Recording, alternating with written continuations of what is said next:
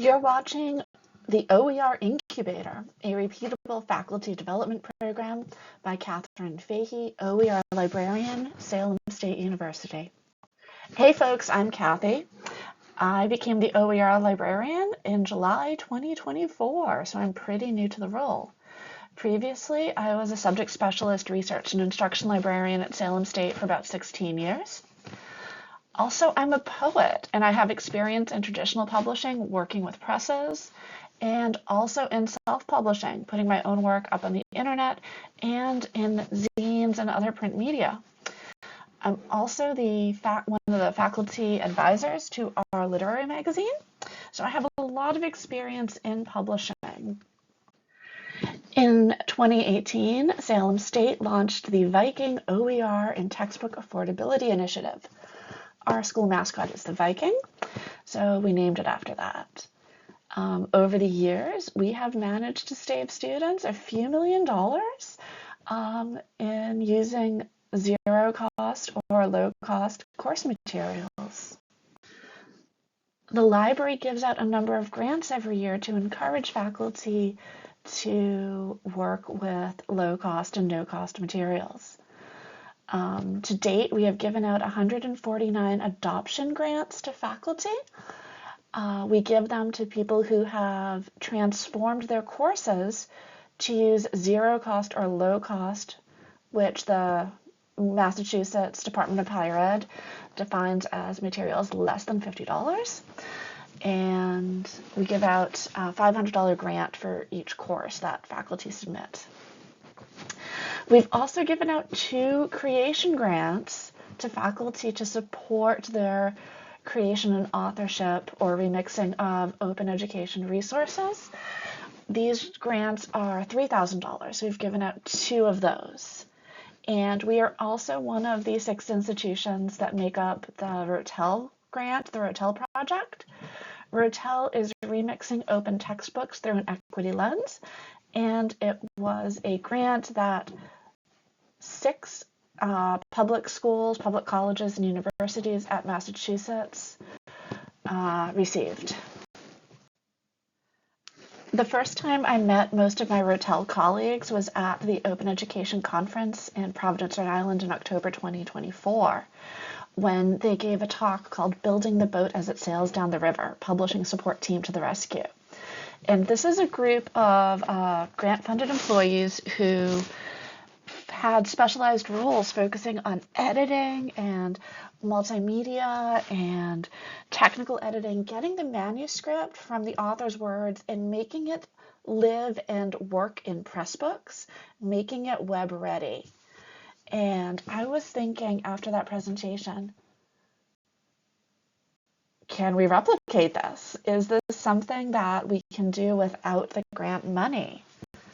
So I got to thinking. I did a lot of thinking. I talked to my library dean and to our faculty fellow for open education and textbook affordability. And I talked to folks in our Center for Teaching Innovation and our Writing Center. And I talked to faculty who are interested in OER. And I was talking to them about what their struggles are and what their challenges are in writing an open textbook. And I came up with this idea to run an OER incubator, not a faculty learning community, which on our campus has specific connotations and is run through our Center for Teaching Innovation, but something through the library, something that faculty could participate in and learn, and it wouldn't necessarily have to be a course transformation, but much more something to think about. So this is the official description. This incubator is designed to guide faculty through the ideological and technical considerations of writing or remixing an OER textbook while highlighting institutional supports available at SSU. And that's really important, highlighting these institutional supports, because we have a lot of things on campus that provide writing support and provide technical support that exist already. And could we use them in OER? The main goals of this project were to assist faculty on their journey through publishing an OER textbook and to identify those on-campus resources that could support OER creation. Time commitment. We asked faculty who were participating to meet for 60 minutes 6 times a semester.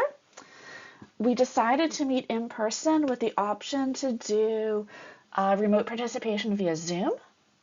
There would be 3 individual check-ins with the facilitator, the OER librarian, me, throughout the semester, and would ask them to do outside work such as readings as necessary. These were the weekly topics that we came up with. Our first one would be free as in beer, which was a theoretical overview of openness, fair use, Creative Commons, and remix culture. This was me giving a theory dump to the participants. Our next session was self-editing with our campus writing center. Our third session was the specifics of writing for the web with our marketing department with one of our web content specialists at the university. And then my faculty fellow wanted to do a session on the role of peer review in OER. And then our final session was an exploration of Pressbooks as a platform. What are the features built in Pressbooks? Because anyone publishing an OER through Salem State, we have a Pressbook license, so we would be using Pressbooks as our host. And the deliverables. We asked that the faculty who participated attend and participate in all the sessions, that they write a 2-page reflection on the skills that they've learned, and that they come up with an action plan or a path towards completion of their project. And we launched this in January 25, so we're just finishing up our first cohort right now. I had 5 faculty participate. It was a mix of tenured and tenure track faculty. We had some folks from our School of Health and Human Services and some from Arts and Sciences. Reality is always a little bit different than what you planned. We ended up having 4 conversational sessions, and then everyone had 1 individual meeting with me. Our sessions mostly were roundtable conversation discussions. For our first class, I gave them some homework, some readings to do, and then we talked about the theory of openness. And the next 3 sessions were with our expert guests, and our guests would do a 15 to 20 minute talk, and then we would just have a lot of discussion about what resources are available, how to do it to yourself, how to edit, how to write, how this is different than the writing you do in your discipline. Writing for the web or self-editing is very different than, writing for a peer-reviewed journal. And the conversations were really strong. They were the best part of this whole experience, really. We realized that OER has so many things that go into it more than just writing. You need editing, you need copy editing, you need developmental editing. If you're doing the sciences, you desperately need tech editing. You need fact checking. You need to have review, whether it's an iterative review where you're working with colleagues, whether it is true double-blind peer review.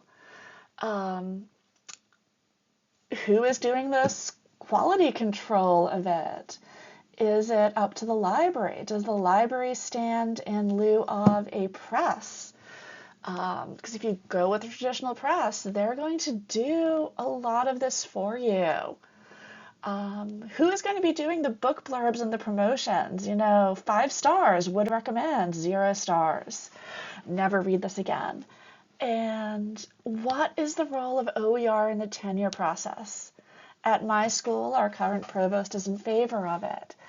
But what would a different provost do?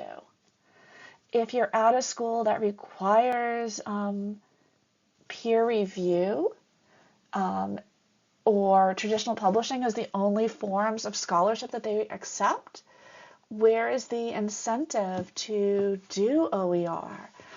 So as much as there are certain offices on campus that can help, there's still so much work that lands on the shoulders of the authors, on the shoulders of the faculty who are doing the writing, and they are trained in their discipline. They are not trained in publishing. So who does that support for them? As much as I was the quote-unquote leader, facilitator of the incubator, I ended up with a lot of questions. And one of them is, what's next? Well, we learned that the format of these few weekly meetings, the discussion questions, the participation was a great format. So my faculty fellow for textbook affordability is developing her own learning community, focusing on students as co-creators of learning materials. I'm really looking forward to that. Me, I want to investigate invisible labor in open education. Is OER just another neoliberal late-stage capitalism way of shunting costs? Rather than having the true cost of a textbook be paid for, are we expecting faculty to just add to it? Are we expecting librarians to now become book publishers and editors and copy editors? I'm going to investigate that. And in terms of running the incubator again, I think we're going to run it every 3 years or so. That would give us enough time for a new cohort of faculty who are interested in publishing OER, who are looking to develop these skills to see what's out there at my school and to see what we can offer to them. And if you'd like to run an incubator yourself, here's the reading list that I came up with for the first session. These are all either open source or open education resources. And here are some more links to what we have for OER at Salem State University, and if you want to learn more about Rotel. So thank you very much for listening.